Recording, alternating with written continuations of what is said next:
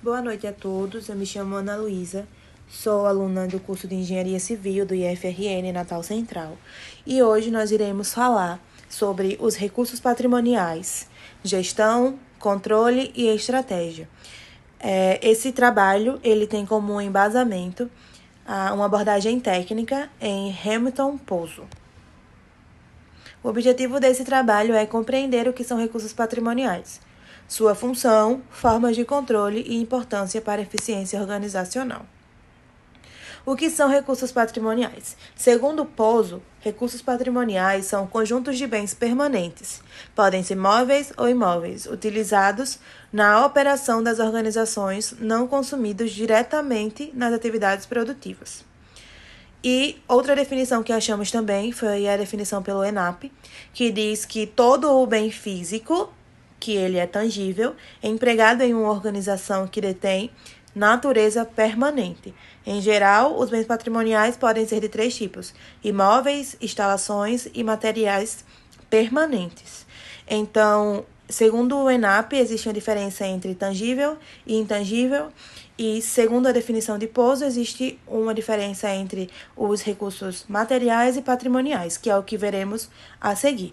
Segundo Pozo, as diferenças entre recursos materiais e patrimoniais, que materiais são os bens de consumo direto ou indireto, como insumos, papéis e EPIs. E os patrimoniais são bem duráveis e permanentes, que não se desgastam facilmente, né? Que eles não se desgastam imediatamente e eles necessitam de um controle físico e contábil. E aí, quanto a Pozo, a gente consegue classificar por 2 tipos, que é por natureza, o que pode ser móvel ou imóvel, e por uso, que pode ser operacionais, administrativos e institucionais. E aí, segundo o ENAP, a gente consegue diferenciar entre bens tangíveis e intangíveis, que os tangíveis são aqueles que possuem existência física, ou seja, podem ser tocados e ocupam espaço, que são justamente os recursos patrimoniais. E os intangíveis, que são aqueles que não possuem substância física, mas têm um valor econômico e são essenciais para as operações das organizações. E esses podem ser classificados como bens tangíveis, né? Que podem ser móveis, equipamentos, veículos e imóveis, e os bens intangíveis, que são justamente marcas, patentes, softwares e direitos autorais. Voltando aqui para fazer um adendo, que Pozo enfatiza que confundir ambos prejudica o controle logístico e contábil. Então, é muito importante que a gente entenda a diferença entre materiais, recursos patrimoniais e recursos materiais, porque a confusão de ambos, quanto à classificação, né, de um ou de outro, pode trazer grande prejuízo. E agora, voltando, vamos falar agora sobre o ciclo de vida do bem patrimonial.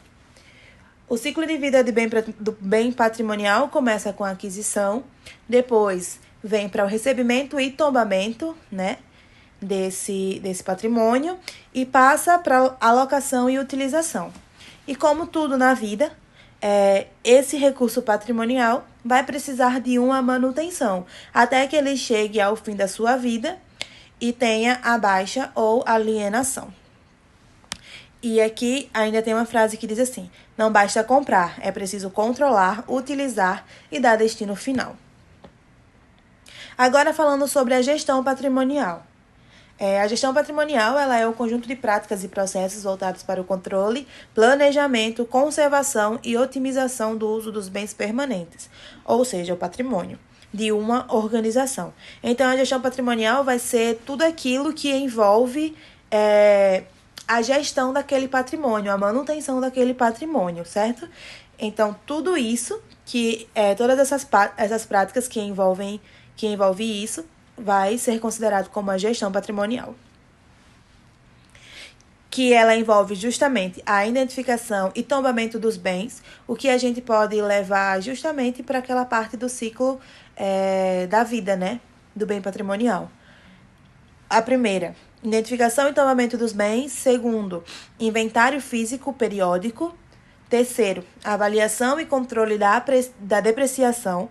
Quarto, manutenção preventiva e corretiva. 5. Transferências, baixas e alienação de ativos. E 6. O cumprimento de normas legais e contábeis. 1. Tombamento patrimonial, que é o registro de identificação de bens patrimoniais com atribuições de números de tombo a cada item. Que é justamente essa questão aqui. Sempre que vocês virem uma cadeira, que vocês virem um quadro, um computador aqui no IF, vocês conseguem identificar que vai ter um número de tombamento. E esse número de tombamento, esse recurso, ele só consegue deixar de existir quando é dado a baixa, que a gente vai ver mais pra frente, certo? Mas uma das primeiras fases, né, que no caso a segunda, seria o tombamento patrimonial, que ele fala justamente sobre essa questão do que vem com número, patrimônio e tudo mais, porque consegue ser identificado através desse número. E a classificação e codificação, certo? Então, ele é através de um sistema alfanumérico, que é um código único atribuído a cada bem, composto por letras, indicando categoria, local, setores e etc. E números sequenciais, ano de aquisição, tipo do bem, etc. Aqui a gente consegue ver que a primeira letra, ela significa o dígito de controle. A segunda e a terceira letra significa o dígito de identificação da classe. Os três números seguintes significam o dígito de identificação do grupo. E os 3 últimos números são os dígitos de identificação do item. Então, através de tudo isso, você consegue classificar aquele item, saber de onde ele é, saber qual a categoria, de qual setor da empresa, né, ou do local público que ele é. E aí, também consegue ver o ano de aquisição, o tipo do bem, porque através desses números a gente consegue identificar. Bom, pessoal, antes de dar continuidade ao que a nossa colega Ana Luísa estava falando, irei me apresentar. Meu nome é Stephanie, eu também sou aluna do curso de Engenharia Civil do IFRN, Campus Natal Central, e irei dar continuidade no assunto. Bem, como vocês viram, a Ana estava falando do sistema alfanumérico, e agora eu vou falar sobre o sistema numérico ou decimal, que, diferentemente do anterior, os seus códigos é baseados apenas em números, o que torna ele mais prático, mais fácil e mais utilizado por ter essa certa facilidade. Aqui podemos ver o código e o significado de cada número, de cada sequência que temos aqui. Esse primeiro número, ele representa a classe do bem ou do material. O segundo grupo de números representa um grupo, o terceiro um subgrupo e o último representa um número sequencial. Eu trouxe um exemplo prático disso, que é a gente tentar imaginar esse código que eu trouxe como se a gente estivesse catalogando os materiais da obra. E aí vamos pensar nesse código como sendo de um saco de cimento Portland.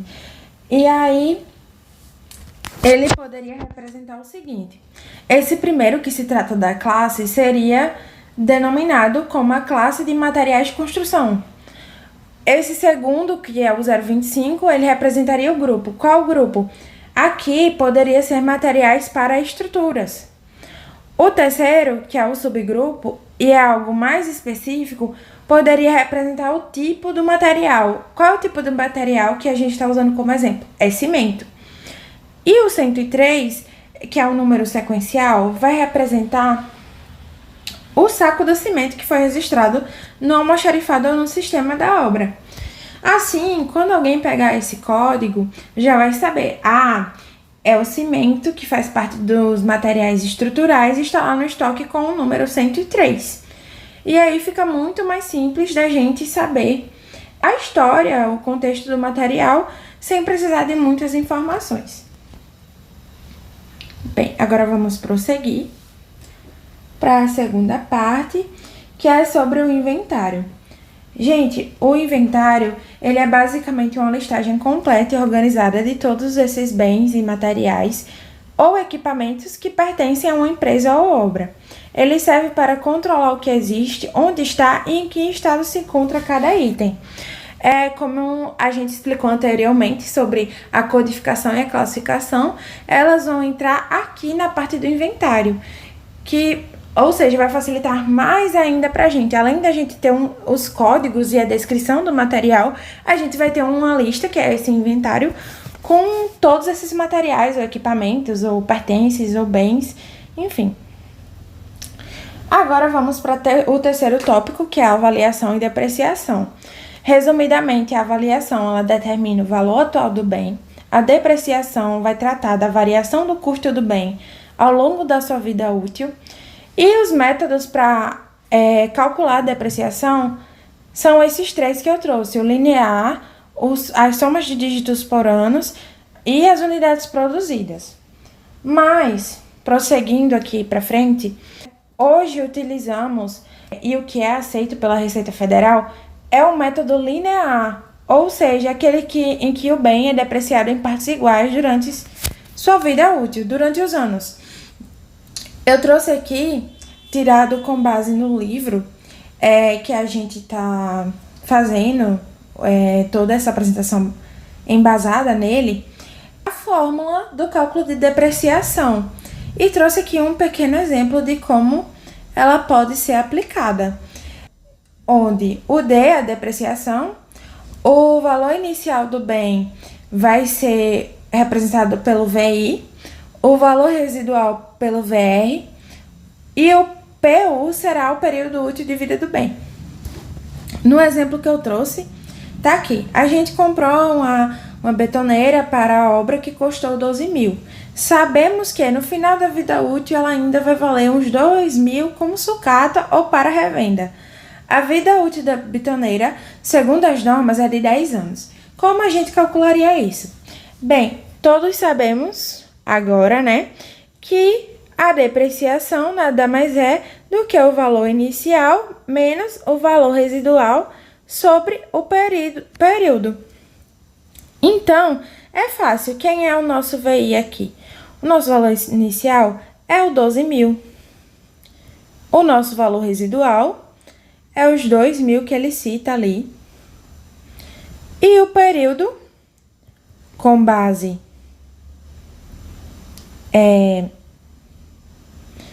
nas normas, é de 10 anos. Então, a gente só vai substituir isso na fórmula. 12 mil menos 2 mil sobre 10. Primeiro, a gente vai fazer a parte de cima, que é os 12 mil menos os 2 mil. Isso aqui vai dar 10 mil dividido para 10, que é o período. Ou seja, vai dar R$1.000 por ano. Ou seja, contextualizando mais ainda para vocês, assim, todo ano a gente considera que ele perdeu R$1.000 do seu valor. Fácil, né, gente? Esse cálculo é muito fácil, mas a gente acaba tendo um certo medo de aplicá-lo.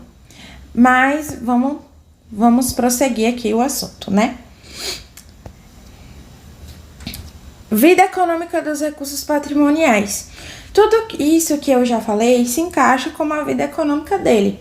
Mas, trazendo o significado para vocês, vida econômica ele é o período durante o qual o bem patrimonial é considerado economicamente utilizável pela empresa, ou seja, o tempo em que ele pode contribuir para a geração de benefícios econômicos.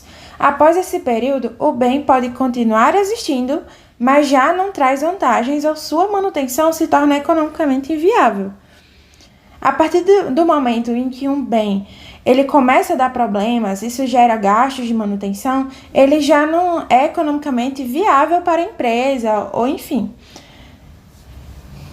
O cálculo, que eu não vou fazer uma demonstração, não trouxe um exemplo, mas eu trouxe aqui a fórmula, ele também é de fácil aplicação.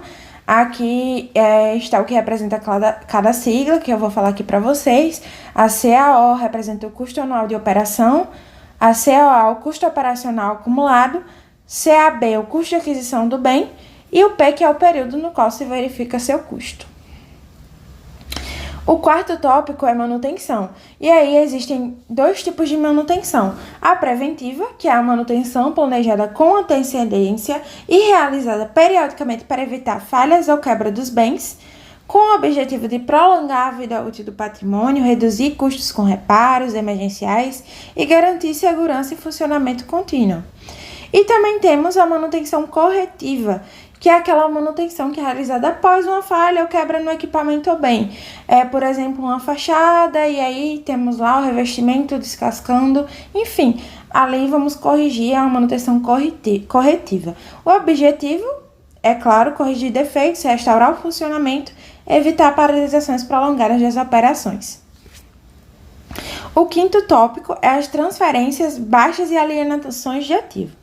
As transferências, baixas e alienações são práticas essenciais da gestão patrimonial. A transferência realoca bens entre setores ou obras, otimizando seu uso. A baixa remove bens inutilizados, obsoletos ou extraviados dos registros. Já a alienação, ela ocorre quando o bem é vendido ou doado ou trocado, como na renovação de máquinas antigas. Esses processos garantem controle, economia e eficiência. O sexto são os cumprimentos de normas legais e contábeis. Esses processos eles devem seguir as normas legais e contábeis, como, por exemplo, o registro adequado no ativo imobilizado, a aplicação correta da depreciação e a conformidade com auditorias e obrigações fiscais. Trazendo para nós da engenharia civil, isso inclui o controle de máquinas, veículos, ferramentas e estruturas, obedecendo também as normas de segurança como as NRs e a legislação contábil vigente. Bem, gente, essa foi a nossa apresentação. Aqui a gente trouxe uma frase, que é: quem controla bem seus recursos, constrói com solidez o presente e projeta com segurança o futuro. Muito obrigada por assistirem.